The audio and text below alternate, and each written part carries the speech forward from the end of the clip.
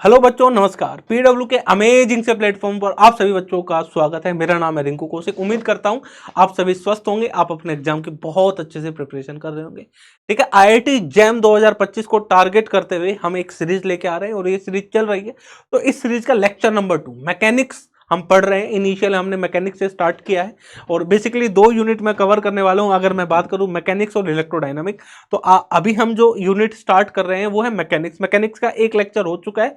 जिस बच्चे ने अभी तक वो लेक्चर नहीं देखा है तो सबसे पहले उस लेक्चर को विजिट करें, क्योंकि उसमें बहुत सारे चीजें मैंने आपको बताई हैं जो आगे चल के आपको हेल्प करने वाली है मैकेनिक्स को सीखने में और क्वेश्चन प्रॉब्लम को करने में। ठीक है, बहुत सारी इस सीक्वेंस को कंटिन्यू देखेगा तभी आपको इसका कुछ बेनिफिट मिलेगा। ठीक है, सीक्वेंस में चलेंगे हम चीजों को करते हुए। आज का जो सेशन है लेक्चर नंबर 2, आज हमारा जो है वो है न्यूटन्स लॉ ऑफ मोशन। ठीक है, आज हम पढ़ने वाले क्या क्या है इसके बारे में भी जरा देख लेते हैं। आज हम बेसिकली कंस्टेंट मोशन के लास्ट सेशन में हमने क्या पढ़ा था, रिकैप कर लेते हैं। हमने कंस्टेंट मोशन के बारे में बात की थी। लास्ट सेशन में हमने किसके बारे में बात की थी? कंस्टेंट मोशन के बारे में बात की थी। ठीक है, तो हमने यहां पर रिलेशंस लिखे थे भाई, दो ऑब्जेक्ट के बीच में एक्सेलरेशन के बीच में रिलेशन कैसे निकालते हैं। डॉट मेथड मैंने आपको सिखाया था। ये सारी चीजें हमने कंस्टेंट मोशन में पढ़ी थी। साथ ही साथ हमने इस पर क्वेश्चन भी किए थे, बहुत सारे क्वेश्चन हमने देखे थे। आज हम क्या करने वाले हैं उसको जरा देख लेते हैं। आज का जो टॉपिक है वो है न्यूटन्स लॉ ऑफ मोशन। सबसे पहले न्यूटन्स लॉ ऑफ मोशन पर बात करेंगे, फिर हम बात करेंगे कॉन्टैक्ट फोर्स की, फिर हम बात करेंगे नॉर्मल फोर्स की, और फिर हम बात करेंगे टेंशन फोर्स की, है ना। तो ये हमारे पास है न्यूटन्स लॉ ऑफ मोशन हम पढ़ेंगे सबसे पहले। ठीक है, फिर हम बात करेंगे कॉन्टैक्ट फोर्स, है ना। कॉन्टैक्ट फोर्स कौन से फोर्सेज होते हैं? जो फोर्सेज कॉन्टैक्ट में, दो ऑब्जेक्ट हैं हमारे पास, कोई भी दो ऑब्जेक्ट, ये दो ऑब्जेक्ट जब कॉन्टैक्ट में आते हैं, इनके सरफेसेस जब कॉन्टैक्ट में आते हैं, तो जो इनके सरफेस कॉन्टैक्ट में आए उनकी वजह से जो फोर्स प्रोड्यूस होता है, उनकी वजह से जो सरफेस के कॉन्टैक्ट में आने की वजह से जो फोर्स प्रोड्यूस होता है, उस फोर्स को हम कॉन्टैक्ट फोर्स कहते हैं। और ये जो कॉन्टैक्ट फोर्स है बेसिकली हमारे पास 3 टाइप के हैं जो हम पढ़ने वाले हैं। एक हम बात करेंगे टेंशन फोर्स की, ठीक है, एक हम बात करेंगे नॉर्मल फोर्स की। एक हमारे पास कैसा है? टेंशन फोर्स है। दूसरा हमारे पास कैसा है? नॉर्मल फोर्स है। ठीक है, दूसरा हमारे पास कैसा है? Normal force. तीसरा अगर हम बात करेंगे तो हमारे पास तीसरा कौन सा है? Friction force. तो ये हमारे पास कॉन्टैक्ट फोर्स है, इनके बारे में आज हमें चर्चा करनी है। तो एक एक करके हम देखने वाले हैं। नॉर्मल और टेंशन फोर्स आज के इस सेशन में कवर करने की कोशिश करेंगे, कोशिश रहेगी कि हम कवर कर पाए। ठीक है, इसमें एक और मोस्ट इंपॉर्टेंट बात रहती है, वो रहती है एफबीडी।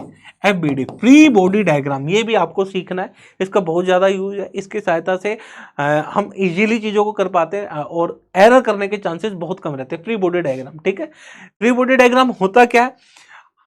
किसी भी ऑब्जेक्ट पर जितने भी फोर्सेस लगे उन फोर्स को एरो के माध्यम से शो करना, दैट इज द एफबीडी। उसी को हम क्या कहते हैं? Free body diagram.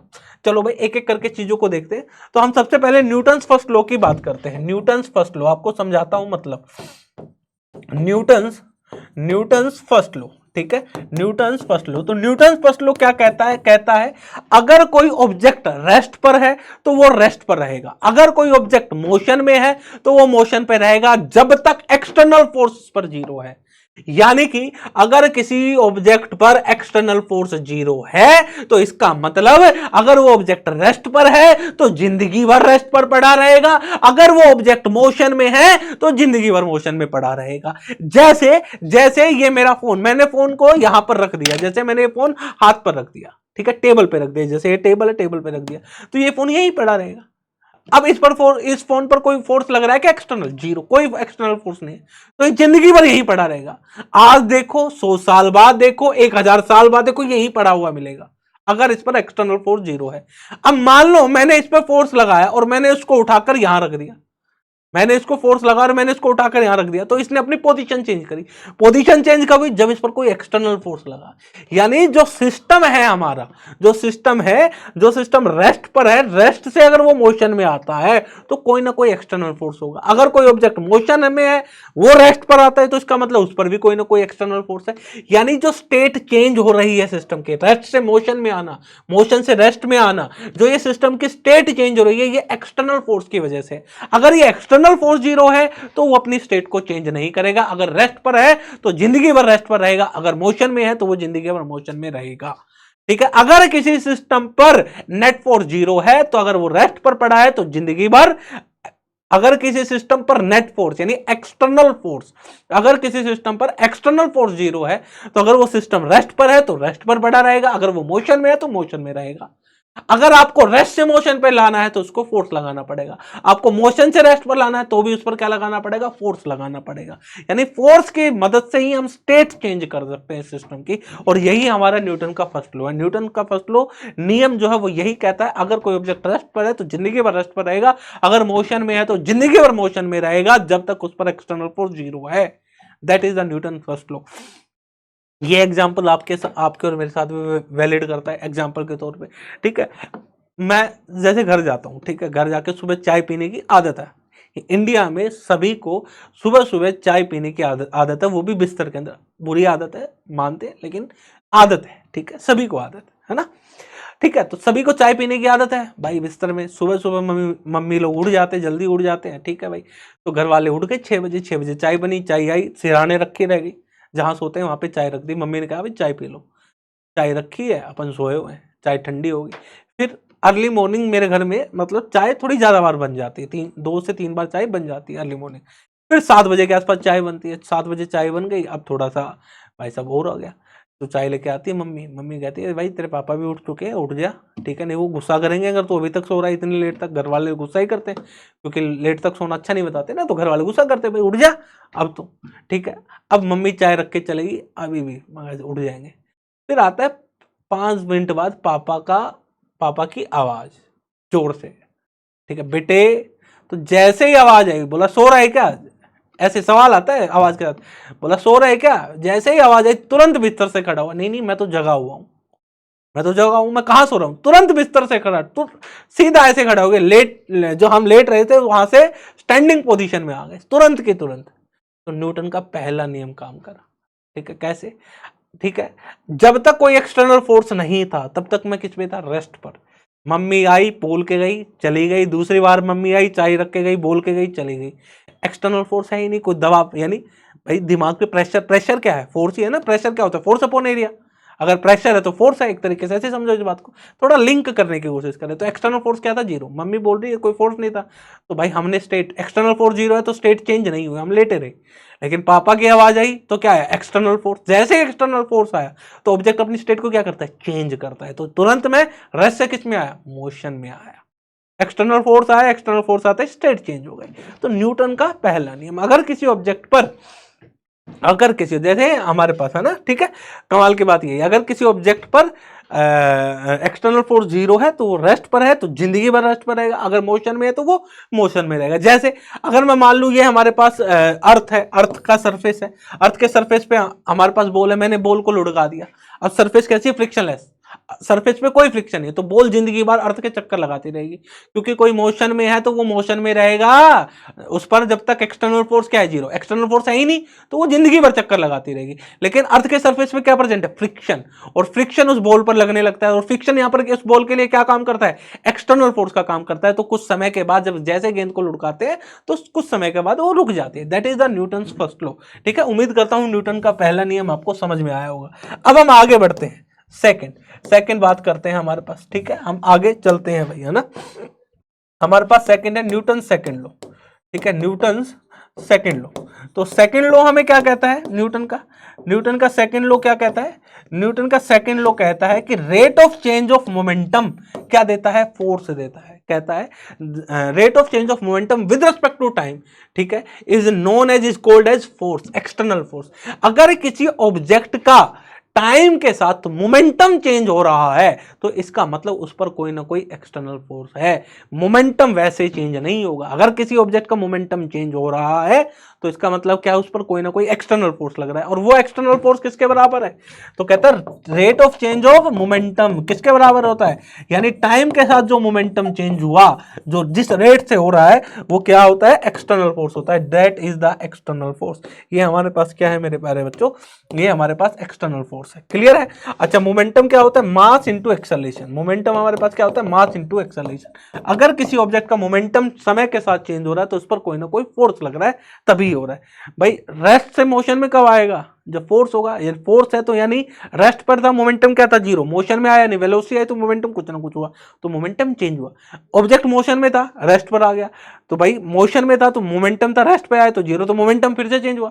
अगर मोमेंटम चेंज हुआ तो कोई ना कोई फोर्स, फोर्स किसके बराबर होता है, rate of change of momentum with respect to time, time के साथ कितनी तेजी से वो मोमेंटम बदल रहा है, दैट इज द फोर्स। इसका मतलब उस ऑब्जेक्ट पर इतने अमाउंट का फोर्स लग रहा है, that is the Newton second law. और जो ये न्यूटन सेकंड लॉ है, ये फंडामेंटल इक्वेशन, बेसिक इक्वेशन यही है।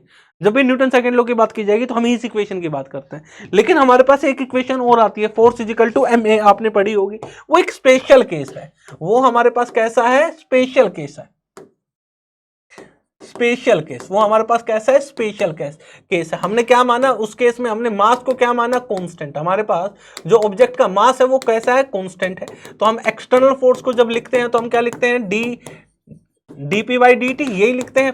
मोमेंटम कितना होता है, d by d t m into we.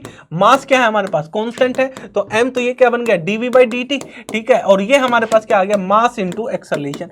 तो हमारे पास जो ये एक्सटर्नल फोर्स आया है, ये हमारे पास मेरे प्यारे बच्चों क्या है, ये एक स्पेशल फॉर्म है, ठीक है। ये न्यूटन सेकंड लॉ की एक स्पेशल फॉर्म है, ठीक है। तो ये हमारे पास फोर्स होता है, सिंपल से। यहां पर मास को कांस्टेंट माना गया है, ठीक है। लेकिन STR, special theory of relativity की तरफ जाएं तो एसटीआर क्या कहता है, एसटीआर कहता है, जो स्पेशल थ्योरी ऑफ रिलेटिविटी जो थ्योरी है वो क्या कहती है कि मास जो है ऑब्जेक्ट का कांस्टेंट नहीं है। लेकिन हम रियल लाइफ की प्रॉब्लम ज्यादा देखते हैं, रियल लाइफ की प्रॉब्लम हमें सोल्व करनी होती है मैकेनिक्स के अंदर, ठीक है। यहां पर हम जब रियल लाइफ की प्रॉब्लम करते हैं तो मास जो है वो कांस्टेंट ही रहता है, क्योंकि ऑब्जेक्ट की जो रफ्तार है वो स्पीड ऑफ लाइट के कंपेरेबल नहीं होती, ठीक है। तो इसलिए हमें यहाँ पे मास में कांस्टेंट ही मिलता है। तो बेसिकली हम जब भी बात करते हैं इसी फॉर्म का हम यूज करते हैं, ठीक है।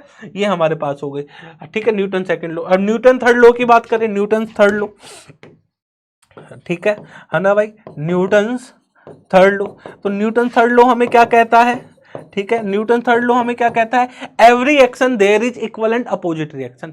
हर एक्शन का इक्वल और अपोजिट रिएक्शन हमें देखने को मिलता है, ठीक है। आपने हिंदी में, ठीक है, लिख लेते हैं, every action, every action, every action there is equal and there is equal and opposite reaction, there is equal and opposite reaction।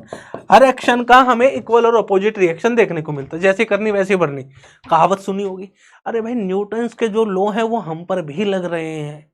क्यों लग रहे हैं, जो फिजिक्स है वो किसको एक्सप्लेन करती है, नेचर को। मैं हर बार बोलता हूँ, जब जब मैं पढ़ाता हूँ ये बोलता हूँ कि फिजिक्स है वो नेचर को एक्सप्लेन कर रही है, नेचर को बिहेवियर, और हम नेचर का हिस्सा है ना, तो वो कहीं ना कहीं हमारे भी बिहेवियर पर लगती हुई दिखेगी। आप समझ रहे हैं, इस बात को समझने की कोशिश करो, है ना। तो एवरी, और हम ये बोलते हैं जैसी करनी वैसी भरनी, ठीक है। आपने कहावत सुनी होगी, है ना, जब बोया बेड बबूल का तो फल कहाँ से पाए, है ना। तो भाई हम जैसा करेंगे वैसा ही रिजल्ट मिलेगा। तो ये कह रहा है जैसा एक्शन होगा वैसा ही आपको रिएक्शन मिलता है। तो यही न्यूटन थर्ड लॉ है, ठीक है, यही हमारे पास न्यूटन थर्ड लॉ है, ठीक है। अच्छा, एक्शन और रिएक्शन क्या ये साइमल्टेनियस प्रोसेस है, या पहले एक्शन होता है फिर रिएक्शन होता है? एक्शन रिएक्शन साइमल्टेनियस प्रोसेस है, एक साथ घटते हैं। जैसे जैसे एक्शन हो रहा है वैसे वैसे रिएक्शन हो रहा है, एक साथ साइमल्टेनियस, एक साथ होते हैं। जैसे आप एग्जांपल करो, आपके सामने दीवार होगी या आप टेबल पे बैठे होंगे, सॉरी, आपके सामने दीवार होगी या फिर टेबल होगी, है ना। टेबल पे आप हाथ को ऐसे बनाए मुक्का का और फोर्स लगाएं, तो जितना फोर्स आप टेबल पे लगा रहे हैं आपको फील होगा कि उतना ही फोर्स जो टेबल है वो आप पर लगा रही है, उतना ही फोर्स लगा रही है, लेकिन अपोजिट डायरेक्शन में लगा रही है। तो इसीलिए बोला गया every action there is equal and opposite reaction, और ये एक साथ होते हैं, साइमल्टेनियस प्रोसेस है, ठीक है। ये कैसे प्रोसेस है, साइमल्टेनियस प्रोसेस है, ठीक है भाई। क्लियर है क्या, क्लियर है भाई। चलो आगे चलते हैं, ठीक है। जितना एक्शन होता है उतना ही हमें रिएक्शन देखने को मिलता है ना।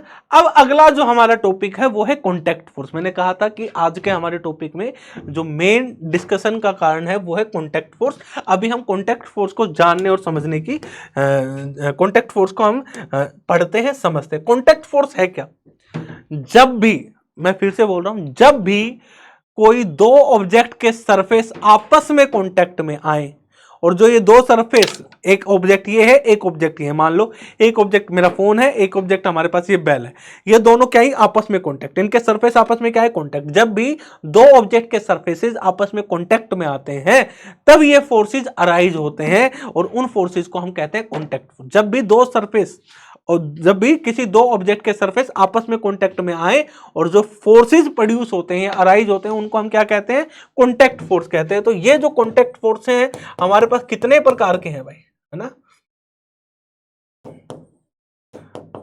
Contact force. तो हमारे पास जो कॉन्टैक्ट फोर्स है वो कितने प्रकार के, अगर बात करें तो हमारे पास जो कॉन्टैक्ट फोर्स है वो तीन प्रकार के हैं। एक है नॉर्मल फोर्स जो अभी हम स्टडी करने वाले हैं, एक हमारे पास है टेंशन फोर्स जो आज के सेशन में हम पढ़ेंगे, ठीक है, एक हमारे पास है फ्रिक्शन फोर्स जो आगे चलकर पढ़ेंगे, जो आगे चलकर हम पढ़ेंगे, फ्रिक्शन फोर्स जो हम आगे चलकर पढ़ेंगे, ठीक है। ये हमारे पास तीन फोर्सेज हैं जो आज हमें पढ़ने हैं। बेसिकली आज हमें दो ही पढ़ने हैं, तीसरा हम नेक्स्ट सेशन में पढ़ेंगे। तो कुल मिलाकर अगर मैं बात करूं तो एनएलएम के अंदर हमें ये फोर्स पढ़ना है कुल मिला के।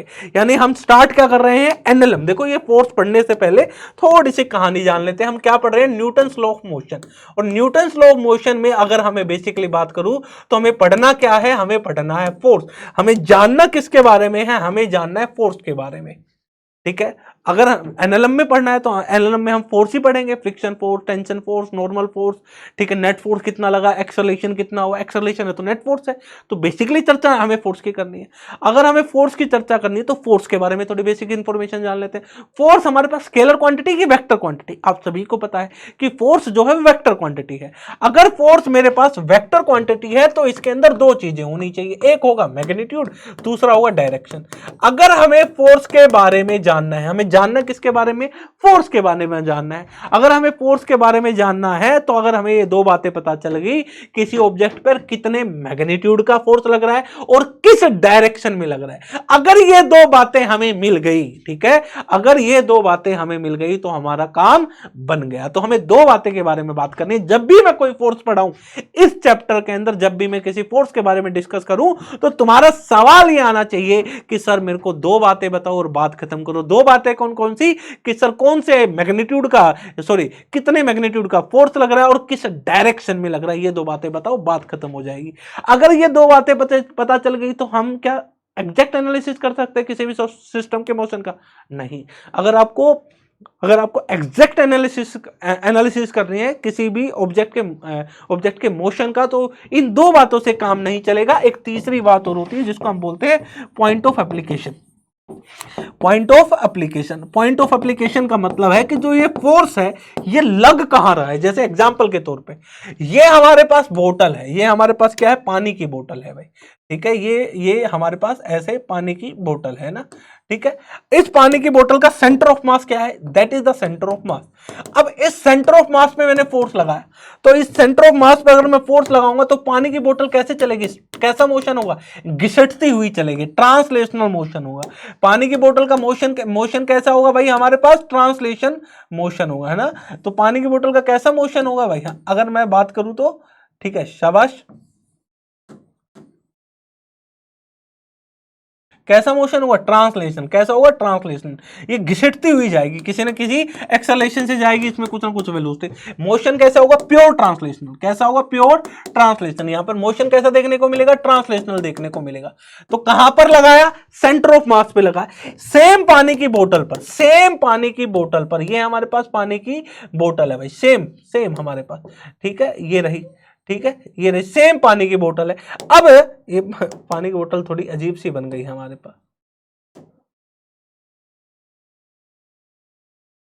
ये सेम पानी की बोतल है, ठीक है। अब मैंने जो फोर्स लगाया, सेंटर ऑफ मास ये है, लेकिन मैंने फोर्स कहां लगाया, टॉप मोस्ट पॉइंट पर लगाया, इधर। अब क्या होगा, जैसे फोर्स लगाऊंगा इसमें क्या आएगा, रोटेशन। इसमें क्या आएगा, रोटेशन, यानी ये आगे भी चलेगी, ट्रांसलेशनल मोशन भी होगा, रोटेशनल। जब मैं सेंटर ऑफ मास पर लगा रहा था तो प्योर ट्रांसलेशनल मोशन था, लेकिन जब मैं टॉप मोस्ट पॉइंट पर लगा रहा हूं तो इसमें रोटेशनल और ट्रांसलेशन दोनों मोशन हमें देखने को मिलेंगे। यानी मोशन कैसा होगा वो डिपेंड करता है कि जो फोर्स है वो कहां लग रहा है। जैसे एग्जांपल भी आप कर सकते हो, आपके पास पानी की बोतल रखी होगी, आप पढ़ रहे हो तो पानी की बोतल अक्सर अपने पास रखते हैं सभी बच्चे, है ना। तो ये पानी की बोतल है, इसका सेंटर ऑफ मास बीचों बीच कहीं होगा, तो बीचों बीच से पकड़ ली। अब इसको चलाने की कोशिश करो तो कैसा मोशन दिखाई दे रहा है, ट्रांसलेशनल। अब मैं यहां से इसको चलाने की कोशिश करता हूं, फोर्स लगा रहा हूं ना, तो कैसा आ रहा है, रोटेशनल। कैसा आ रहा है, रोटेशनल। यानी ये रोटेट और ट्रांसलेशनल ये कंबाइन मोशन के साथ चलेगा, ठीक है। तो ये इंपॉर्टेंट पॉइंट है कि फोर्स कहां लग रहा है। लेकिन जो पॉइंट ऑफ एप्लीकेशन की हम मेन जो चर्चा करेंगे ना, ये हमारा जो चैप्टर होगा वो होगा रिजिड बॉडी डायनामिक। वहां इसकी जरूरत पड़ेगी, वहां हम इसको पढ़ेंगे, रिजिड बॉडी डायनामिक, है ना। वहां पर हम इसको पढ़ने वाले हैं, वहां पर हम इसको देखेंगे, रिजिड बॉडी डायनामिक। वहां हम इसके बारे में बातचीत करेंगे, चर्चा करेंगे, ठीक है। क्लियर है ना हमारे पास, वहां पर हम इसको देखेंगे, ठीक है।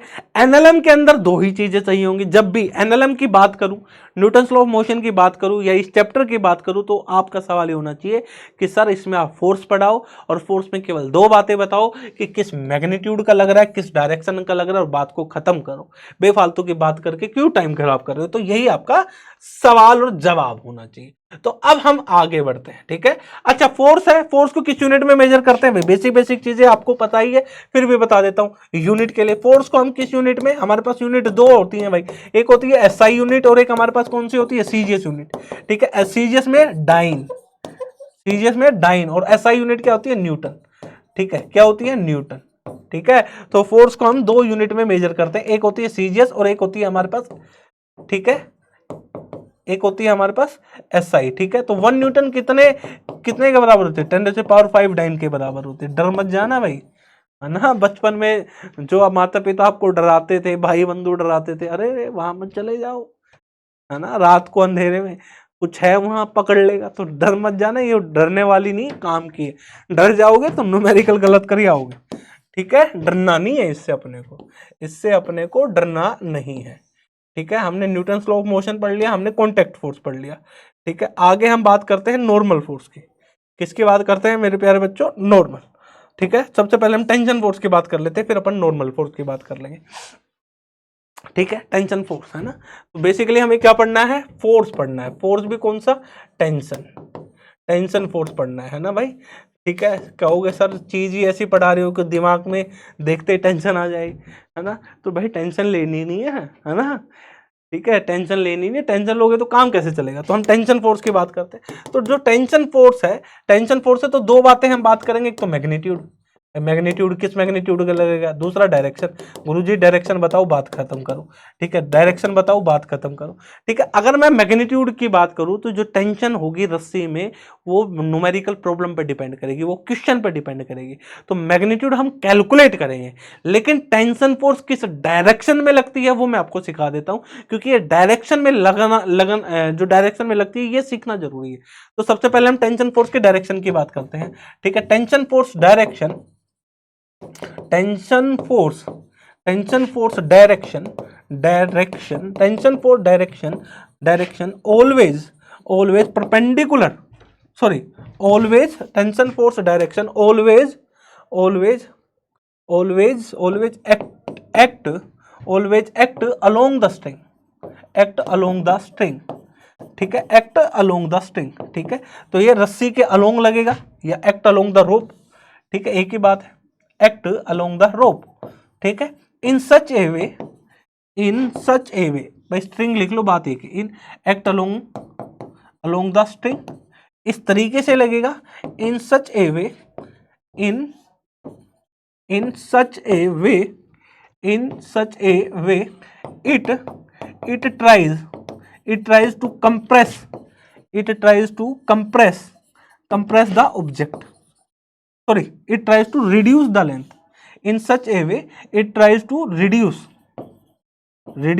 the length, ठीक है, reduce its length, reduce its length, वो अपनी लेंथ को छोटा करना चाहेगा, ठीक है। तो टेंशन फोर्स है, टेंशन फोर्स में दो बातें हैं जो आपको ध्यान देनी है। टेंशन फोर्स हमेशा किधर लगेगा, tension force direction always act always act along the string, रस्सी के अलोंग ये फोर्स लगेगा, always act along the string. जो टेंशन फोर्स है वो हमेशा रस्सी के अलोंग लगेगा। और किस तरीके से लगेगा? इस तरीके से लगेगा कि वो अपनी लेंथ को reduce it tries to reduce its length, वो अपनी लेंथ को छोटी करना चाहेगा। तो रस्सी के अंदर जो टेंशन फोर्स है वो हमेशा रस्सी के अलोंग लगेगा और इस तरीके से लगेगा कि वो अपनी लेंथ को छोटा करना चाहेगा, इस डायरेक्शन में लगेगा ताकि उसकी जो लेंथ है वो छोटी हो जाए। अब एग्जाम्पल से ये समझने की कोशिश करते हैं भाई, चलो ये एग्जाम्पल लेते हैं और उससे समझने की कोशिश करते हैं। पहला एग्जाम्पल आप लोगों के लिए ये रहा, ठीक है, पहला एग्जाम्पल, ठीक है भाई। अब ध्यान से देखना, मेरे पास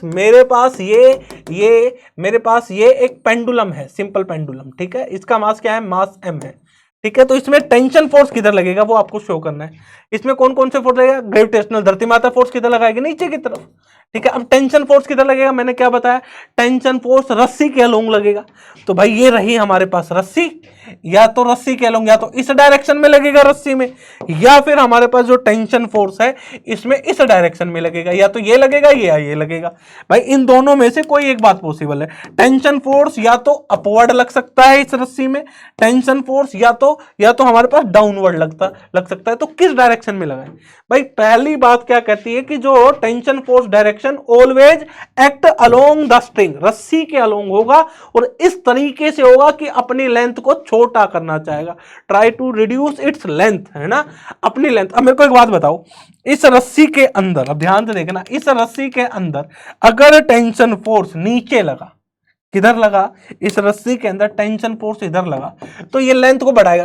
भाई धरती माता फोर्स किधर लगा रही? नीचे, लेंथ को बढ़ा रही है। टेंशन फोर्स भी किधर लगा? इधर, तो लेंथ को क्या कर रहा है? बढ़ा रहा है। लेकिन ये लेंथ को बढ़ाता नहीं, अपनी लेंथ को घटाना चाहता है, तो टेंशन फोर्स घटाने के लिए किधर लगाएगा?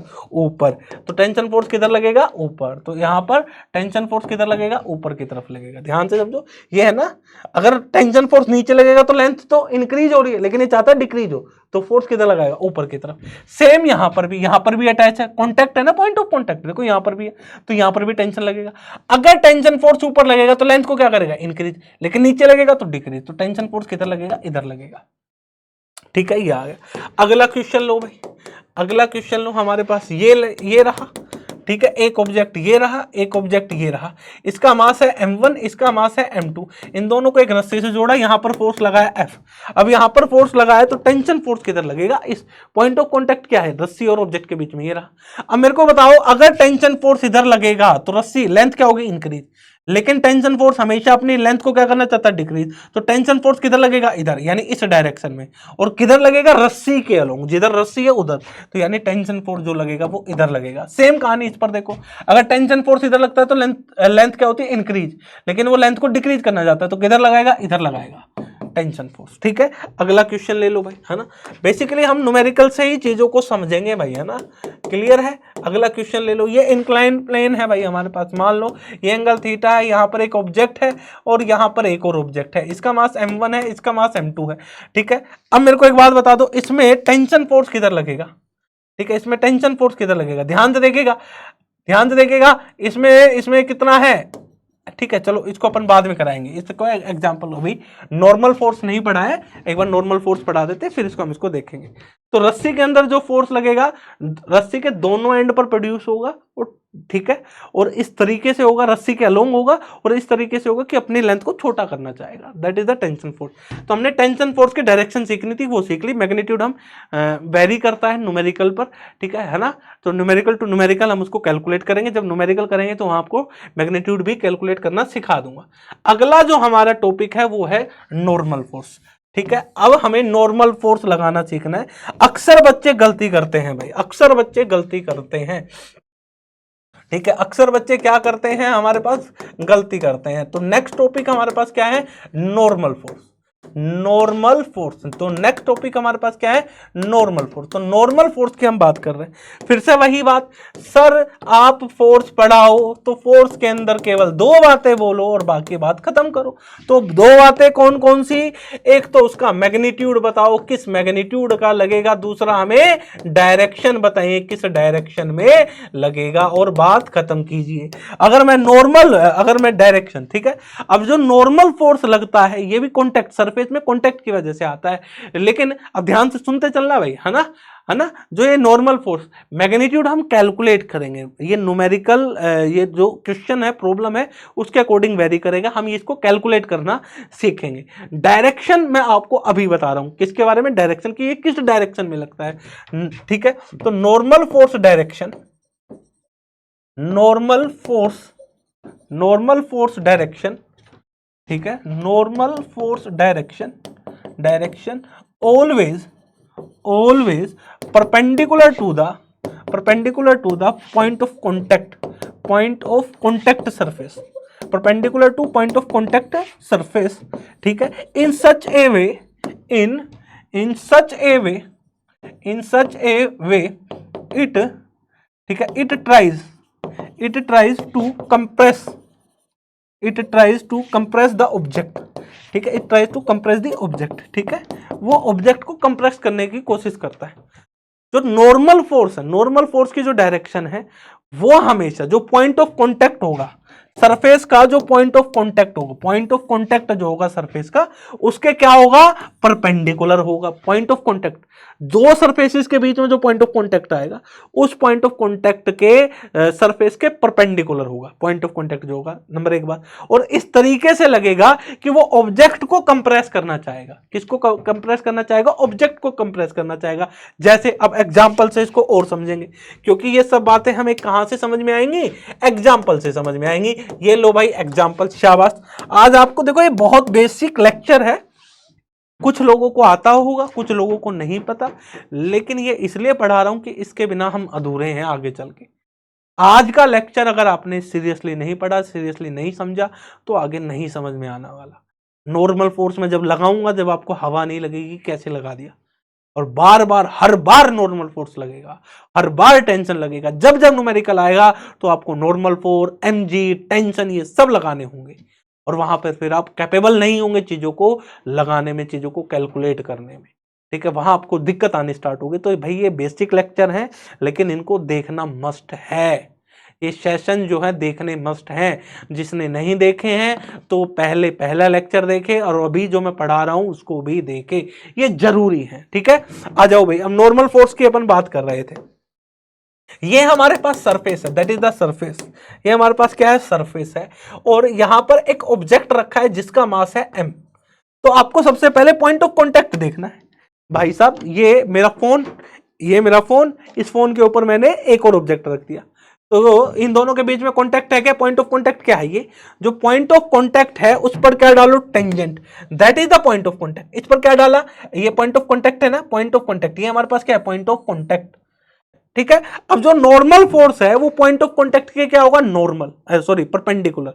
जो नॉर्मल फोर्स है, जो पॉइंट ऑफ कॉन्टैक्ट सरफेस के बीच में जो पॉइंट ऑफ कॉन्टैक्ट है उसके परपेंडिकुलर होगा, ठीक है। अब ध्यान से देखना, अब ध्यान से देखना, इसके अंदर आपको ध्यान से समझाता हूं मैं।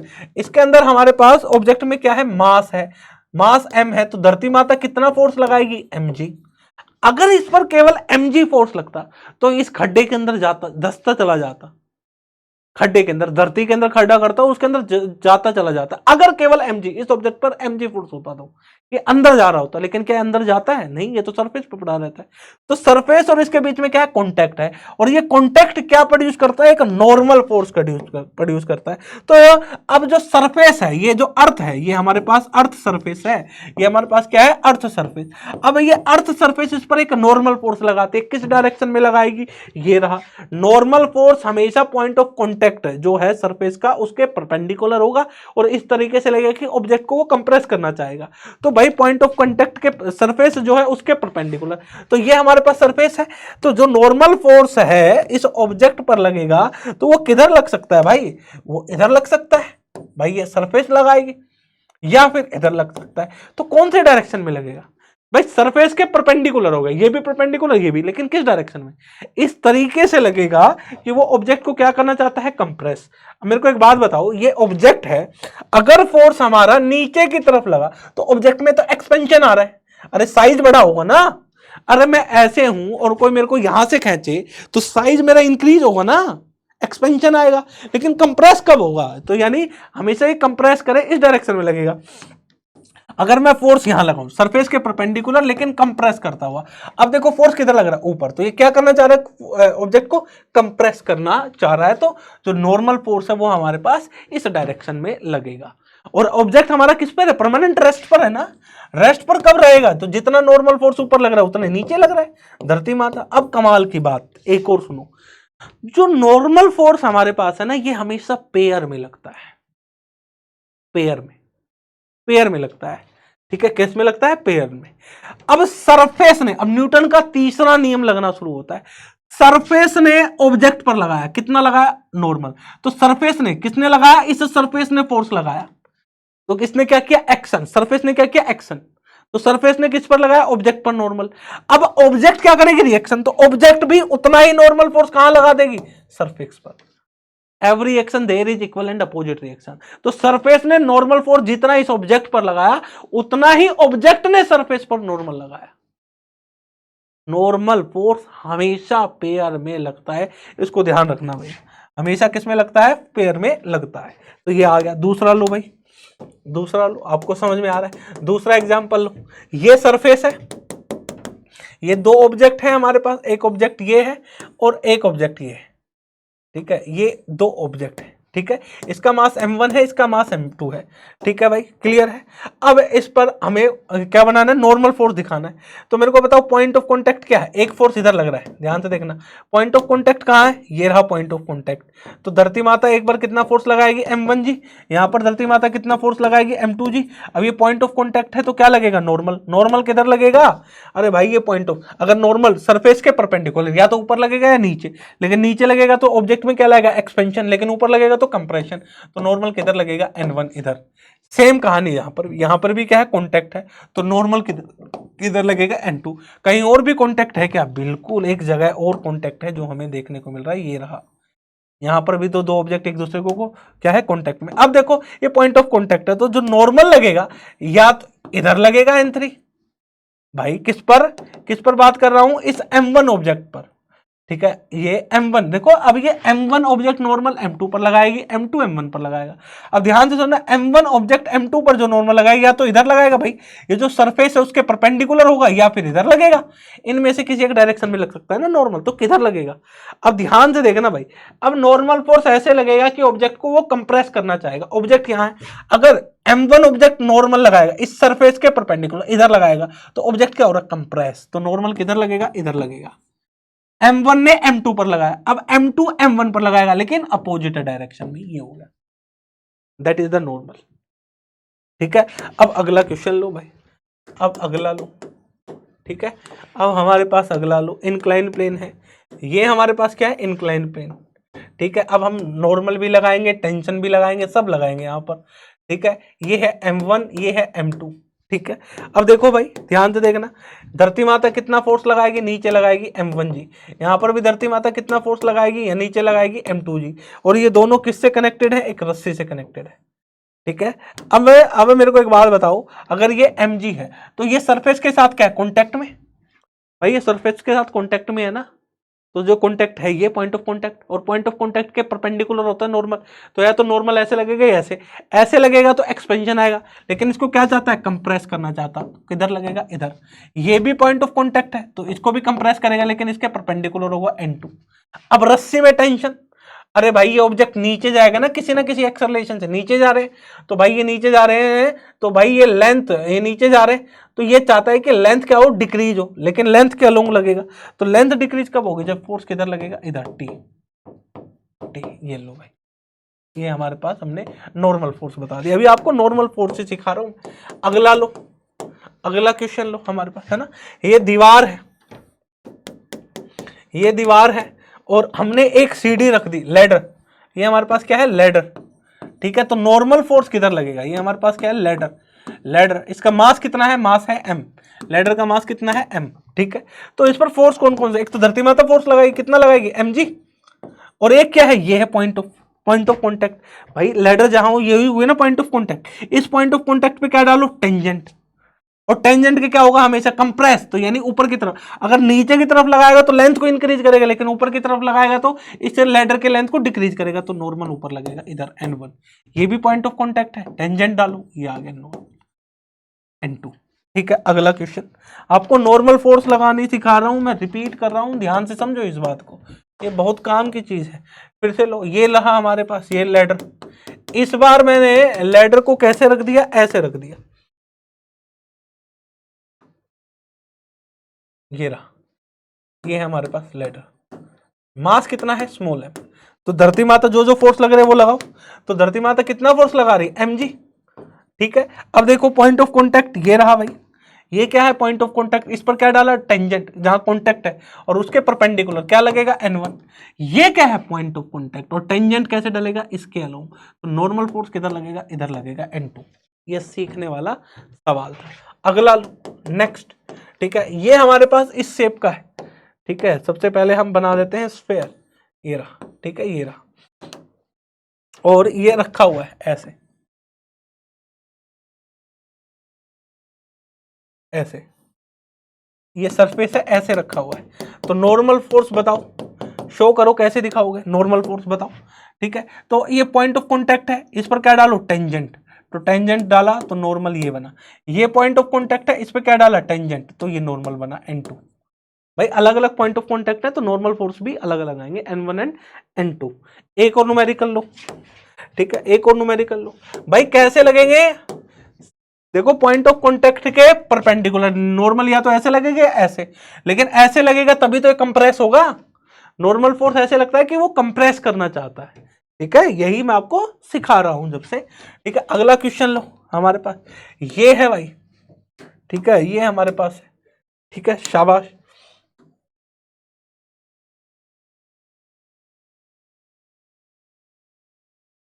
ये रहा, ये एंगल हमारे पास है θ1, ये एंगल θ1, और ये एंगल हमारे पास क्या है, θ2, और ये क्या है, सरफेस, ठीक है। अब नॉर्मल फोर्स भाई, है ना, वी शेप में ये हमने कोई गेंद डाल दी, अब इस पे नॉर्मल फोर्स लगाना, पॉइंट ऑफ कॉन्टैक्ट देखो भाई, पॉइंट ऑफ कॉन्टैक्ट ये रहा, इस पर क्या डालो, टेंजेंट। अब नॉर्मल फोर्स या तो इधर लगेगा या फिर ऊपर की तरफ लगेगा। अगर नीचे लगेगा तो बॉल को क्या कर रहा है, खींच रहा है, बड़ी कर रहा है, लेकिन वो बॉल को क्या करना चाहता है, वो एक्सपेंड नहीं, कंप्रेस करना चाहता है। कंप्रेस करने के लिए फोर्स किधर लगेगा, यहां पर, बताओ भाई, ऊपर की तरफ, ये लग गया। अब यहां पर लो, ये हमारे पास क्या है, पॉइंट ऑफ कॉन्टैक्ट, तो पॉइंट ऑफ कॉन्टैक्ट क्या है, ये है, that is the point of contact. तो इस पर क्या डाला, टेंजेंट। जब भी कोई हल्का सा पॉइंट टच करता है ना, तो एग्जैक्ट डायरेक्शन ना पते तो वहां पर हम टेंजेंट डालते हैं। जैसे हमने यहां पर टेंजेंट डाला और यहां पर टेंजेंट, तो ये टेंजेंट, ये पॉइंट ऑफ कॉन्टैक्ट है, उस पर फिर क्या डाल दिया, टेंजेंट। अब नॉर्मल फोर्स किधर लगेगा, अगर इधर लगेगा तो ये बॉल को क्या कर रहा है, एक्सपेंड कर रहा है, लेकिन ये कंप्रेस करना चाहता है, तो किधर लगेगा नॉर्मल फोर्स, इधर लगेगा। ये लो भाई, n2 परपेंडिकुलर, जो पॉइंट ऑफ कॉन्टैक्ट है उस पर जो टेंजेंट डाला है उसके परपेंडिकुलर। ये न्यूमेरिकल करवाऊंगा बाकायदा, अभी आपको एफबीडी बना के दिखा रहा हूँ, फिर मैं बाकायदा इसके न्यूमेरिकल सोल्व कराऊंगा इन एंगल को लेके। ठीक है, क्लियर है क्या, ये सारे न्यूमेरिकल प्रॉब्लम अपन सोल्व करने वाले हैं। तो नॉर्मल फोर्स हमेशा जो पॉइंट ऑफ कॉन्टैक्ट है, जैसे ये पॉइंट ऑफ कॉन्टैक्ट है, इस पर क्या डाला गया, टेंजेंट डाला गया, और उस टेंजेंट के परपेंडिकुलर जो पॉइंट ऑफ कॉन्टैक्ट है, ये पॉइंट ऑफ कॉन्टैक्ट है, इस पर टेंजेंट डाला, फिर नॉर्मल। ठीक है, क्लियर है, क्लियर है क्या, that is the normal force. अब आपको एक मेन टॉपिक और है, वो है एफबीडी। एफबीडी, ठीक है, फ्री बॉडी डायग्राम, एफबीडी, ठीक है, free body diagram. Next topic हमारा क्या है, फ्री बॉडी डायग्राम, एफबीडी। तो आपको मैं एफबीडी सिखा रहा हूं, ठीक है। एफबीडी होता क्या है, सबसे पहले बताओ, जितने भी फोर्सेज लग रहे हैं ऑब्जेक्ट पर, उसको एरो के माध्यम से शो कर दो, ठीक है। All forces acting on the body shown by the arrow, ठीक है, उनको सिंपली एरो के माध्यम से शो करना है। फिर से रिपीट कर रहा हूं, इसको डालो, हेडिंग डालो, इसको एफबीडी की डेफिनेशन डालो। एफबीडी की डेफिनेशन क्या है? जितने भी फोर्सेस इस किसी ऑब्जेक्ट पर जितने फोर्स लग रहे हैं उन सारे फोर्सेस को एरो के माध्यम से शो कर दो किसी ऑब्जेक्ट पर। जो वो फिगर बनती है उसको हम एफबीडी कहते हैं। ठीक है, all the forces acting on anybody shown by the arrow. ठीक है, उनको एरो के द्वारा दर्शा दो उस ऑब्जेक्ट पर, जितने भी फोर्सेस ऑब्जेक्ट पर लग रहे हैं उसको एरो के माध्यम से दिखा दो उस ऑब्जेक्ट पर, और जो वो डायग्राम बनेगा उसको हम एफबीडी कहते हैं। फ्री बॉडी डायग्राम आपने खूब बनाया है, बचपन से आप बनाते आए हैं एफबीडी, और अब वहीं से चीजों को अपन शुरुआत करते हैं। तो हम सबसे पहले एफबीडी बनाते हैं, किसका? एफबीडी बनाते हैं इसका। तो इसका एफबीडी बनाओ। तो हमारे पास ये दो ऑब्जेक्ट हैं, एक है ब्लॉक। ब्लॉक का एफबीडी क्या होगा? धरती माता ने कितना फोर्स लगाया भाई? mg। और सरफेस ने इस पर कितना फोर्स लगाया? नॉर्मल। और ये किस पर है? रेस्ट पर है। तो हमारे पास n किसके बराबर आ गया? mg। जितना फोर्स ऊपर उतना ही नीचे, दैट इज द एफबीडी। ये जो बना है इसको हम एफबीडी कहते हैं, फ्री बॉडी डायग्राम। दो फोर्सेस लग रहे हैं, दोनों को एरो के माध्यम से दिखा दिया। अब ये लो, इनका एफबीडी बनाओ, एफबीडी इनका बनाओ। तो पहले m1 का बनाते हैं, m1 का लो भाई, ये है m1। फोर्सेस कौन कौन से लग रहे हैं? एक फोर्स नीचे लग रहा है m1g, एक फोर्स ऊपर लग रहा है n1, देखो ये एरो रहा, और एक फोर्स इधर लग रहा है फोर्स f, और एक नॉर्मल और लग रहा है इधर, ये रहा नॉर्मल फोर्स। तो ये दैट इज द एफबीडी। और ये चलेगा, ये दोनों ऑब्जेक्ट चलेंगे तो सेम एक्सेलरेशन जाएंगे। तो ये किधर जाएगा? किस एक्सेलरेशन जाएगा? ए से जाएगा। अब एफबीडी सेकंड का लो भाई, सेकंड का लो एफबीडी। तो हम सेकंड का एफबीडी कैसे बनाएंगे? यहां पर अगर मैं बात करूं तो हमारे पास ये क्या है? m2 है भाई, लेफ्ट हैंडेड हूं यार मैं, है ना। तो ये हमारे पास क्या है? ये हमारे पास क्या है? m2 है। तो धरती माता कितना फोर्स लगाएगी? m2g।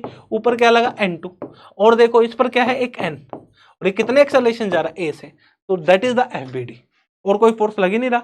जितने तीन फोर्सेज है तीनों को एरो के माध्यम से शो कर दिया, चार फोर्सेज है चारों को एरो के माध्यम से शो कर दिया, दो फोर्स है m1 ब्लॉक पर उसको एरो के माध्यम से शो कर दिया, दैट इज द एफबीडी। इसको हम एफबीडी कहते हैं। अब इसका एफबीडी ले लो। ठीक है, ये जो mg फोर्स है हमारे पास, इसके दो कंपोनेंट बनेंगे। ये एंगल भी थीटा आएगा, m1g कोस थीटा, और इधर कंपोनेंट लेंगे तो वो हमारे पास आएगा m1g साइन थीटा। ठीक है, तो इसको एफबीडी। अब ये जाएंगे किसी ना किसी एक एक्सेलरेशन नीचे जा रहे, तो ये लो भाई ध्यान से देखो भाई हमारे पास, है ना, ये m1 है। ठीक है, तो एक कंपोनेंट इधर है m1g साइन थीटा। ठीक है, एक कंपोनेंट इधर है m1g cos theta, m1g cos theta. ठीक है, एक ऊपर लग रहा है नॉर्मल n1, और एक इसके अंदर रस्सी के अंदर है टेंशन टी, और जा किधर रहा है? एक्सेलरेशन किधर है? ए है। तो ये जो है ये है एफबीडी, फ्री बॉडी डायग्राम। ठीक है, अगला लो भाई, अगला लो। यहां तक सीख के आना, बार बार बना के देखना डायग्राम। कल नेक्स्ट क्लास हमारी जो आएगी परसों, तो उसके अंदर हम इसको आगे कंटिन्यू करेंगे। यहां पर कितना फोर्स है? m2g cos theta. सेम कहानी यहां पर भी आएगी भाई। ये एंगल भी क्या बनेगा? थीटा। तो एक कंपोनेंट ये बन गया m2g कोस थीटा। एक कंपोनेंट किधर आ जाएगा? इधर आ जाएगा हमारे पास। एक कंपोनेंट ये आ गया m2g साइन थीटा। थोड़ा सा पेन पतला कर लेते हैं, m2g साइन थीटा। इस mg के कंपोनेंट कर दिए हमने, तो mg के हमने कंपोनेंट कर रखे भाई। ठीक है, तो ये आ गया। तो एक हमारे पास इधर क्या है? Tension T. इधर क्या है? ये आया m2g साइन थीटा। इधर क्या है? Normal n2। ये लो एफबीडी। और कितने एक्सेलरेशन से जाएगा? नीचे सेम एक्सेलरेशन, दोनों ऑब्जेक्ट सेम से जाएंगे।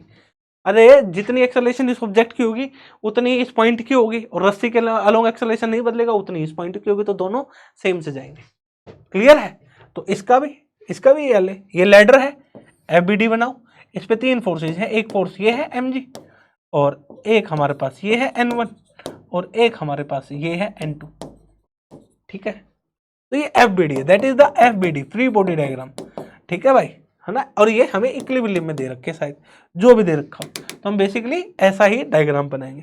तो ऐसे ही एफबीडी तो एफबीडी बना लोगे। उम्मीद है आपको एफबीडी समझ में आ गई। यानी जितने भी फोर्सेज है उनको एरो के माध्यम से शो कर देना किसी भी ऑब्जेक्ट पर, that is the free body diagram. उसे हम क्या कहते हैं? फ्री बॉडी डायग्राम कहते हैं। एक एग्जाम्पल के तौर पर इसका बना लेते हैं भाई, यहाँ पर एक एग्जाम्पल ले लेते हैं, फिर करेंगे न्यूमेरिकल। अब सिंपल न्यूमेरिकल से कहानी की शुरुआत करेंगे। ठीक है, चलो भाई। एक हमारे पास ऑब्जेक्ट ये रहा, ठीक है, m1, और एक ऑब्जेक्ट ये रहा m2, ठीक है, और इनका FBD बनाना है, ठीक है। तो भाई FBD बनाएंगे तो मेरे को बताओ धरती माता, चलो थोड़ा सा ऊपर बना लेते हैं, ज्यादा नीचे बना लिया है हमने। ये रहा एक ऑब्जेक्ट m1, ठीक है, और एक ऑब्जेक्ट ये रहा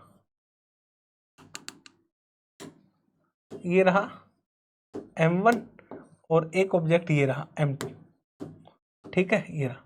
तो इसका FBD बनाओ। तो इस पर भाई फोर्सेस कौन कौन से लगेंगे, एक धरती माता फोर्स लगाएगी m1g, और एक इस पर भी फोर्स लगेगा m2g, ठीक है। और यहाँ पर क्या होगा, एक नॉर्मल इधर लगेगा ऊपर की तरफ, एक नॉर्मल इधर लगेगा ऊपर की तरफ, एक पॉइंट ऑफ कॉन्टेक्ट ये रहा, ठीक है। अब m2 जो है m1 पर कंप्रेस किधर करेगी, इधर, और सरफेस के क्या होना चाहिए, नॉर्मल, तो इधर लगेगा n।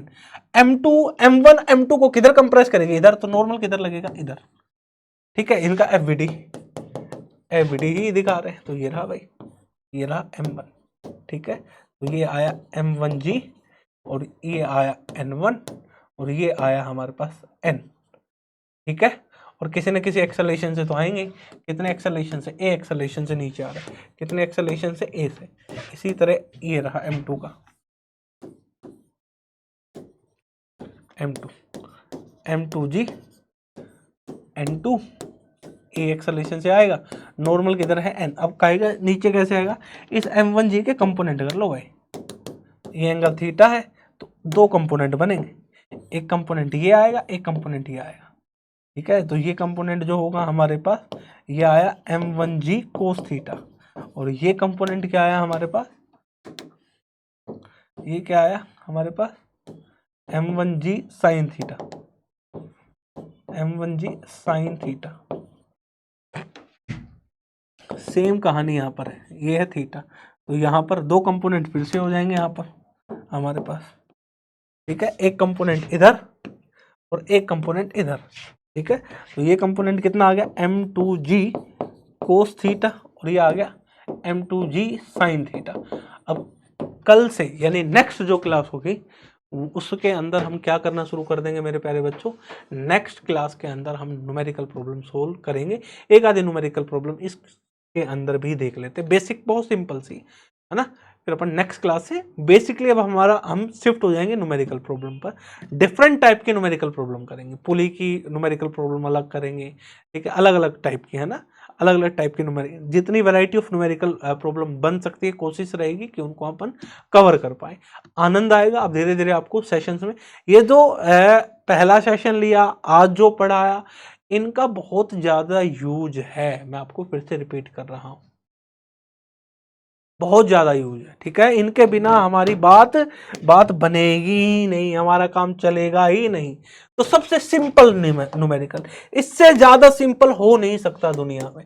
ये इसलिए कि कोई एक बच्चा हो जिसे कुछ नहीं आता वो भी कुछ सीखे, जिसे आता है वेल एंड गुड। बहुत सिंपल क्वेश्चन है भाई, मैंने एक ऑब्जेक्ट है जिसका मास है 10 किलोग्राम, इस पर फोर्स लगा दिया 20 न्यूटन का, 20 न्यूटन का। फाइंड आउट निकालना क्या क्या है, फाइंड आउट एक्सेलरेशन, आपको एक ही वैल्यू निकालनी है, और आपको नॉर्मल फोर्स निकालना है कि नॉर्मल फोर्स कितना होगा। इसका सॉल्यूशन देखो, इसका सॉल्यूशन बड़े सिंपल सवाल से, सिंपल से मुश्किल की तरफ हमारी यात्रा कहाँ है, सिंपल से मुश्किल की तरफ, सरल क्वेश्चन से डिफिकल्ट क्वेश्चन की तरफ मैं तुम्हें लेके जाऊंगा, और तुम सोल्व भी कर पाओगे। यही हमारी जर्नी रहने वाली है। और आपको मैं फिर से बता रहा हूँ, रिपीट कर रहा हूँ, आनंद आएगा, ठीक है, मजा आएगा, चीजें चले करते चले। तो सबसे पहले आपको क्या बनाना है, FBD, फ्री बॉडी डायग्राम बनाना है। पहला काम क्या है, पहला स्टेप FBD बनाओ। तो इस पर कौन कौन से फोर्स लग रहे हैं, एक धरती माता ने लगाया mg, ठीक है, तो मास कितना है 10, तो धरती माता ने कितना है 10, ये सरफेस के साथ कांटेक्ट में एक लगा नॉर्मल, तो इस पर जो फोर्स लग रहे हैं वो देखो भाई, हमारे पास 10 किलोग्राम, एक फोर्स लगा 10g नीचे की तरफ, एक लगा ऊपर n की तरफ, और एक इधर लगा हमारे पास फोर्स कितना 20 न्यूटन। और ये जा किधर रहा है, इधर जाएगा, कितनी एक्सेलरेशन थी।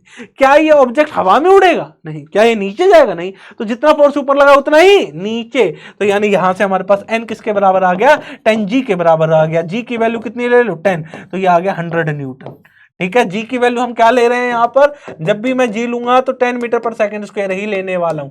जी की एक्चुअल वैल्यू क्या है 9.8 मीटर पर सेकंड स्क्वायर, लेकिन हम अप्रोक्सीमेट यही लेंगे ताकि कैलकुलेशन थोड़ी आसान हो जाए। तो ये हमारे पास आ गया। दूसरी, ये पहली इक्वेशन थी। दूसरी, नेट फोर्स किधर लग रहा है, इधर। तो नेट फोर्स हमारे पास किसके बराबर होता है, mass into acceleration, Newton second law. तो फोर्स कितना लगा, 20 न्यूटन। ठीक है। मास कितना है, 10 किलोग्राम। कितने एक्सेलरेशन जा रहा है, नहीं पता। तो ए की वैल्यू कितनी आ गई हमारे पास, 2 मीटर पर सेकंड स्क्वायर। 2 मीटर पर सेकंड स्क्वायर। तो कितने एक्सेलरेशन से गया, इतने एक्सेलरेशन से गया। ये पहला न्यूमेरिकल, बड़ा ही आसान। मैंने क्या कहा था, आसान से मुश्किल की तरफ। अगला क्वेश्चन लो भाई, अगला क्वेश्चन। अगला भी बड़ा ही आसान है, लेकिन धीरे धीरे डिफिकल्टी लेवल मैं बढ़ाता चला जाऊंगा, धीरे धीरे नई नई चीजों को बताता चला जाऊंगा, लेकिन वो सब एग्जाम्पल के द्वारा होंगे। तो पहले आसान, फिर थोड़ा मुश्किल, फिर थोड़ा और मुश्किल, फिर थोड़ा और मुश्किल, फिर और लेवल बढ़ता चला जाएगा, इंक्रीज होता चला जाएगा। और यही हमारी टेक्निक और मेथड रहने वाली है। क्या रहने वाली है, मेथड रहने वाली है। तो हमने माना कि ये हमारे पास 5 किलोग्राम है, ये हमारे पास 10 किलोग्राम है, हमने मान लिया। या फिर अपन क्या ले ले भाई, चलो ये हमारे पास 5 किलोग्राम है, ये 15 है, चलो ये 10 ले लेते हैं। ये हमारे पास क्या है, 10 किलोग्राम। ठीक है, क्लियर है भाई। इस पर फोर्स लगा एफ, कितना लगा भाई, 50 न्यूटन। कितना लगा, 50 न्यूटन का फोर्स लगा। बहुत बढ़िया। ठीक है। अब ये क्या कहेगा, फाइंड आउट, पहला पॉइंट है ना, आपको निकालना क्या क्या है, फाइंड आउट। क्वेश्चन के अंदर फाइंड आउट, पहला ऑप्शन एक्सेलरेशन 5 kg का। 5 kg का एक्सेलरेशन क्या होगा, एक्सेलरेशन 10 kg का क्या होगा। ऑप्शन बी, आपको और क्या निकालना है मेरे प्यारे बच्चों, find out, find out, find out, find out normal force, find out normal force, normal force between 5 kg block, 5 kg block and 5 kg block and 10 kg block and 10 kg block. इनके बीच में आपको क्या कैलकुलेट करना है, normal force calculate करना है। क्या calculate करना है, नॉर्मल फोर्स कैलकुलेट करना है। बड़ा ही आसान है, बहुत आसान है। तो बहुत आसान है तो हो जाएगा, लेकिन करने से पहले सबसे पहला काम एफबीडी आदत बनाओ। फ्री बॉडी डायग्राम बनाने की आदत बना लो, आदत डाल लो, है ना। कहते हैं कि कुछ आदतें बहुत अच्छी होती है, तो एफबीडी बनाने की आदत बहुत अच्छी है। आपका टाइम कम लगेगा, आपका एरर करने के चांसेस घट जाएंगे। तो कोशिश करो हर सवाल में एफबीडी बनाओ। मैकेनिक्स या इलेक्ट्रोडायनामिक जब भी पढ़ेंगे तो हम एफबीडी के बारे में सोचेंगे, ठीक है। या कम से कम मैकेनिक्स में तो एफबीडी बनाएंगे ही बनाएंगे भाई। बिना फ्री बॉडी डायग्राम के हमारी बात बनेगी ही नहीं। फ्री बॉडी डायग्राम हमें बहुत सारी चीजें देता है भाई, इमेजिनेशन स्ट्रॉन्ग करता है, ठीक है, क्वेश्चन को समझने में कैपेबिलिटी इंक्रीज करता है, क्षमता इंक्रीज करता है। तो फ्री बॉडी डायग्राम मस्ट है, मस्ट है। ऐसे नहीं कहते कुछ चीजें जरूरी हैं, तो ये जरूरी है भाई, है ना। पेशेंट के लिए, जो रोगी होता है उसके लिए जरूरी क्या है, दवाई, है ना। तो भाई मैकेनिक्स में दवाई का काम कौन करेगी, एफबीडी, फ्री बॉडी डायग्राम। तो चलो भाई अब इसमें भी देख लेते हैं। 5 kg धरती माता ने लगाया, 10 kg धरती माता ने लगाया, और क्या लगेगा, मैं सरफेस के साथ क्या कांटेक्ट में, तो इधर लगा नॉर्मल N1, इधर लगा नॉर्मल N2। दूसरा नॉर्मल फोर्स किधर लगेगा, एक पॉइंट ऑफ कांटेक्ट ये भी है। ये ऑब्जेक्ट को क्या करना चाहता है, कंप्रेस, तो नॉर्मल इधर लगेगा। 10 kg इसको कंप्रेस करने के लिए किधर लगाएगा, इधर। तो इसका बना दो एफबीडी, ये रहा एफबीडी। अब ये दोनों जाएंगे भाई सेम एक्सेलरेशन जाएंगे ना, मैं फोर्स पीछे वाले पे लगा रहा हूं, दोनों किस जाएंगे, सेम एक्सेलरेशन से। अभी एक भी फ्रिक्शन नहीं लिया है, क्योंकि फ्रिक्शन फोर्स को अलग से पढ़ेंगे, अलग से जानेंगे, अलग से समझेंगे। क्लियर है, क्लियर है भाई। लो भाई 5 किलोग्राम, ठीक है, धरती माता ने लगाया 5G, ऊपर लगा N1, ठीक है भाई। इधर हमारे पास एक फोर्स है, कितना है, 50 न्यूटन, और इधर एक फोर्स है, कितना है, N। तो ये आ गया इसका दूसरा ये लो ऑब्जेक्ट। ये हमारे पास कितना है भाई, 10 किलोग्राम। धरती माता ने कितना लगाया, 10G, ऊपर क्या लगा, N2, ठीक है भाई। इधर क्या लगा, नॉर्मल फोर्स N। दोनों सेम एक्सेलरेशन से जा रहे हैं, तो ये भी ए से जाएगा और ये भी ए से जाएगा, दोनों किससे जाएंगे, सेम एक्सेलरेशन से जाएंगे। क्लियर है क्या, क्लियर है। अब देखो ये हवा में उड़ नहीं सकता, तो यानी N1 किसके बराबर होगा, 5G। जितना फोर्स ऊपर है उतना ही नीचे, इक्वेशन फर्स्ट। तो हमारे पास N1 की वैल्यू कितनी आ गई भाई, N1 किसके बराबर आ गया, 5G। तो N1 की वैल्यू कितनी आ गई, 50 न्यूटन। ये लो भाई 50 न्यूटन, ठीक है। अब लो सेकेंड, अब ये इधर जा रहा है, तो भाई इधर जा रहा है, इधर फोर्स कितना लग रहा है 50 न्यूटन, इधर फोर्स कितना लग रहा है n, तो जिधर फोर्स बड़ा होगा ऑब्जेक्ट उधर ही जाएगा। अरे भाई मैं खड़ा हूं, एक इधर खींच रहा है एक इधर खींच रहा है, ये फोर्स बड़ा है ये छोटा है, ये फोर्स बड़ा है तो मैं किधर जाऊंगा, इधर ही जाऊंगा ना, तो जो फोर्स बड़ा होगा वो जाएगा। तो 50 में से क्या घटा देंगे, n घटा देंगे, तो क्या लिखेंगे 50 minus n, 50 minus n is equal to 50 into में a, सॉरी 5 इंटू में a, मास कितना है 5, एक्सेलरेशन कितना है a, तो ये आ गया इक्वेशन नंबर सेकंड, ये फर्स्ट है ये सेकंड। अब ये देखो ये हवा में उड़ सकता है क्या, नहीं, ये नीचे जा सकता है क्या, नहीं जा सकता, तो n2 किसके बराबर आ गया, n2 बराबर हमारे पास 10g के बराबर आ गया, इक्वेशन नंबर 3। अभी किधर जा रहा है, इधर जा रहा है, तो n किसके बराबर आ गया, n आ गया मास इंटू एक्सेलरेशन, ये क्या है फोर्स, फोर्स किसके, मास इंटू एक्सेलरेशन, फोर्स क्या है n, मास कितना है 10, एक्सेलरेशन कितना है a, 10a, तो ये आया equation number 3। Equation number 4, equation हमारे पास इक्वेशन 2 और 4 को देखो, ठीक है, equation 2 and 4, 50 minus n is equal to 5a, n is equal to 10a, तो इनको हम क्या कर देंगे ऐड, ये कट गया, 50 इज इक्वल टू क्या आ गया हमारे पास 15a, a की वैल्यू कितनी आ गई भाई 50/15, कितना आ जाएगा ये 10/3 है ना, 10/3 मीटर पर सेकंड स्क्वायर, ये इसका क्या आ गया एक्सेलेरेशन आ गया, दैट इज द एक्सेलेरेशन, इतने एक्सेलेरेशन जाएगा। नॉर्मल फोर्स किसके बराबर था 10 इंटू ए, तो नॉर्मल कितना हो गया यहाँ पे 10 इंटू 10/3, तो नॉर्मल कितना हो गया मेरे पास 100/30 न्यूटन, ये नॉर्मल फोर्स है किसके अंदर 5 और 10 kg ब्लॉक के अंदर, that is the normal force 5 और 10 kg ब्लॉक के अंदर, ठीक है। एक आपको न्यूमेरिकल देता हूँ, एक आपको न्यूमेरिकल देता हूं HW, यहीं से स्टार्ट करेंगे, क्वेश्चन करके लेके आना भाई, ठीक है। एक न्यूमेरिकल मैंने पहले लेक्चर में भी दिया था और एक है, दो न्यूमेरिकल हो गए, दोनों को अपन नेक्स्ट क्लास में देखेंगे, नेक्स्ट क्लास में हम इसको पढ़ेंगे। इनक्लाइन प्लेन है, चलो ये मैं करवा देता हूं, अगला दूंगा। इनक्लाइन प्लेन है, इस ऑब्जेक्ट का मास कितना है m है, तो ये कितनी एक्सेलरेशन से नीचे आएगा, a की वैल्यू फाइंड आउट,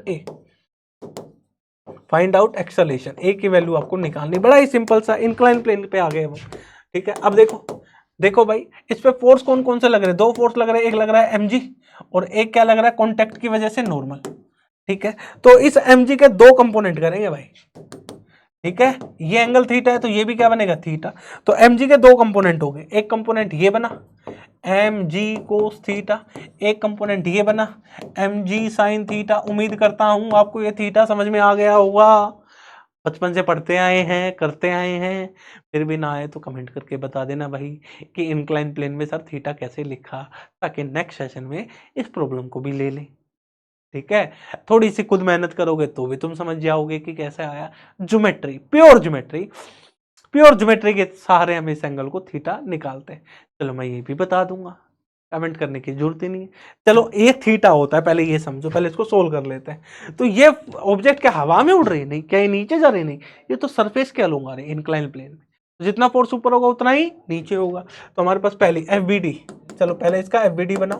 पहला काम क्या, ये रहा मास m, ठीक है, n, ये आया mg साइन थीटा, ये आया mg कोस थीटा, ये जा रहा है a, ठीक है। तो जितना फोर्स ऊपर उतना ही नीचे, n किसके बराबर mg कोस थीटा के बराबर, n किसके बराबर mg कोस थीटा के बराबर, नंबर एक बात। दूसरी, अभी गिर जाता है, ठीक है, किधर जा रहा है इधर जा रहा है, तो क्या आएगा फोर्स, नेट फोर्स कितना है mg साइन थीटा, मास कितना है a, एक्सेलरेशन कितना है a, तो कितने एक्सेलरेशन से जा रहा है g साइन थीटा, इतने एक्सेलरेशन से ये नीचे गिरेगा, ठीक है। अब एंगल देख लो भाई, एंगल देख लो भाई, ठीक है, एंगल देखो, ये एंगल हमारे पास क्या है थीटा, देखना भाई एंगल ध्यान से, ठीक है। इस सरफेस के क्या डाला परपेंडिकुलर, एक ये परपेंडिकुलर है, सरफेस के क्या था याद करो परपेंडिकुलर, क्या था ये नॉर्मल था, इसके पैरेलल, ठीक है, ध्यान से देखना ये नॉर्मल था, और यहां पर हमने फोर्स लगाया था mg, तो हमने ये नॉर्मल फोर्स लगा था, ये ऐसे लिया था, ठीक है। पहले ध्यान से देखो ये एंगल क्या है थीटा, तो ये और ये एंगल क्या बन गया थीटा, ठीक है। ये क्या है नॉर्मल के अलोंग, ये जो हमारे पास था नॉर्मल लग रहा था, ये नॉर्मल के अलोंग है, ये वाला, ये वाला, ये हमारे पास क्या है n, ध्यान से देखना, ये एंगल कितना है 90 डिग्री, तो ये एंगल कितना होगा 90 डिग्री, ठीक है, 90 डिग्री है ना, ये सरफेस के परपेंडिकुलर है, तो ये 90 है, तो ये एंगल कितना बचा, ये 90 है, तो ये बचा 90 माइनस थीटा, ये और ये परपेंडिकुलर है तो ये एंगल कितना बनता है थीटा। अरे थीटा प्लस 90 माइनस थीटा कितना बनता है 90 डिग्री, जोड़ो 90 आ जाएगा। क्लियर है, समझ में आई कि नहीं आई? ये लाइन और ये लाइन पहली और ये लाइन दूसरी, ये दोनों क्या है परपेंडिकुलर। ये एंगल और ये एंगल कितना बनेगा 90 डिग्री, 90 माइनस थीटा प्लस 90 कितना बन गया 90। ठीक है, अब आई ये समझ में, ये ऐसा आया है हमारे पास। ये हमारे पास धरती माता ने ये फोर्स लगाया था इस सरफेस के परपेंडिकुलर, ये था, ये क्या था सरफेस के परपेंडिकुलर, ये रहा, ये क्या था सरफेस के परपेंडिकुलर, और ये एंगल क्या है थीटा। तो इस mg के दो कंपोनेंट होंगे भाई, एक कंपोनेंट ये बना mg कोस थीटा और एक कंपोनेंट ये बना mg साइन थीटा। ठीक है, ठीक है, क्लियर आ गया थीटा का भी, है ना। इसी के साथ सेशन को यहीं एंड करेंगे बच्चे। कल नेक्स्ट जो क्लास रहेगी उसमें अब हम न्यूमेरिकल ही करने वाले, प्योर न्यूमेरिकल चलेंगे, डिफरेंट टाइप के न्यूमेरिकल, ताकि आप अगर न्यूमेरिकल प्रॉब्लम सोल्व करें तो आपसे हो जाए। इसी के साथ सेशन को आज यहीं एंड करते हैं बच्चे। नेक्स्ट सेशन में हम आगे बढ़ेंगे। आज हमने न्यूटन्स लॉ पढ़ा, कॉन्टैक्ट फोर्स के बारे में बात करी, नॉर्मल और टेंशन फोर्स को सीखा, किधर लगता है किधर नहीं, साथ ही साथ हमने फ्री बॉडी डायग्राम की भी बात करी, FBD किसकी बात करी, फ्री बॉडी डायग्राम। ठीक है, इसी के साथ सेशन को एंड करते हैं बच्चों, नेक्स्ट सेशन में अपन मिलेंगे। आज के लिए इतना ही, जय हिंद जय भारत, नेक्स्ट सेशन में मुलाकात होती है। ठीक है, पढ़ते रहिए, मेहनत करते रहे, मैकेनिक्स आपको आ जाएगी, जैसे जैसे मैं पढ़ाऊँ, जितना मैं पढ़ाऊँ उतना मेरे साथ पढ़े, आ जाएगी मैकेनिक्स, मैं बता रहा हूँ आ जाएगी। तो मतलब आ जाएगी, तो मैं कह रहा हूँ तो मान के चले, हर एक छोटी बात जिसमें तुम्हें डाउट रहा है वो सारे डाउट क्लियर होंगे। ठीक है, पर सेशन को सीक्वेंस में रेगुलर बेसिस पे आपको देखना होगा, जब जब मेरे सेशन आए तो आपको देखना होगा। तो आज के लिए इतना ही, जय हिंद जय भारत।